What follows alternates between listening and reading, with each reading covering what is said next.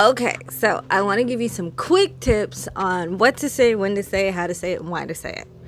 So if you are confused on what to talk about or how to talk about it or how to present it to where you stay on topic, because that's my struggle too. I tend to go off. I'm on a tangent. You let me loose and I'm out. Okay. So here's the first thing I want to tell you. You're first going to start with a problem. What's the problem that you are trying to solve? How do you get people's attention? As you start with the problem. Your problem is the hook. That's what gets people to pay attention to you, to stay on your live, to be more engaged. Next is we're going to stay focused.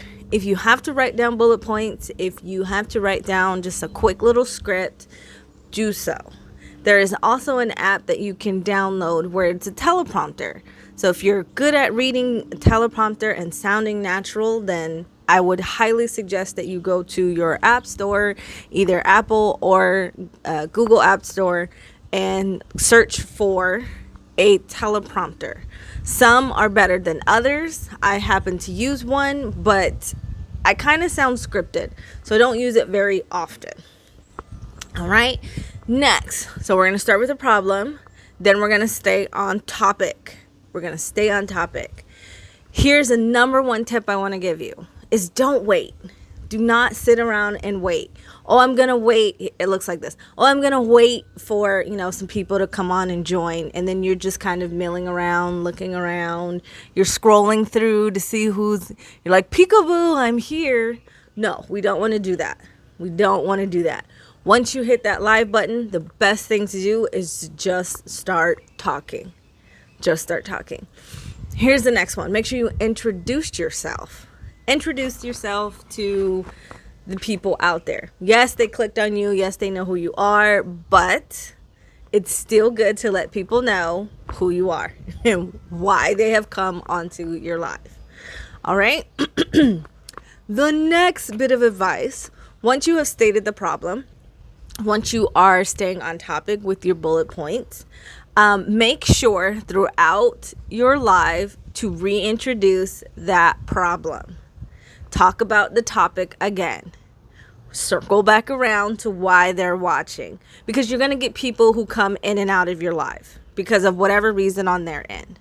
So it's just good to reiterate again. So once in the beginning, once in the middle, and then once at the end. You always want to close it with that reminder of why, what's the problem, what are we talking about here, why'd you even get on the live? Okay? In the beginning, the middle, and the end. Those are very, very key to keep people engaged and keep them going. The next thing I want to increase or encourage you to do is, once you have gotten your points down and you're on a roll, you're talking, you'll get people who want to ask questions. Yeah, they'll be intrigued. Like, oh my God, I have a question. Don't get flustered. Don't get flustered and try to answer all the questions at once. If it's best for you to say, you know what, I'm going to get to your guys' questions at the end. Hold tight. I haven't forgot about you, but let them know what's up. Don't just see the question and then keep talking and then be so flustered that you never go back to the question. Let them know that you acknowledge the fact that they are talking to you and responding to you and asking questions. But if it's best for you to answer them in the end so that you stay on point and you stay consistent with whatever tips you're giving or whatever story you got going on, then do it that way.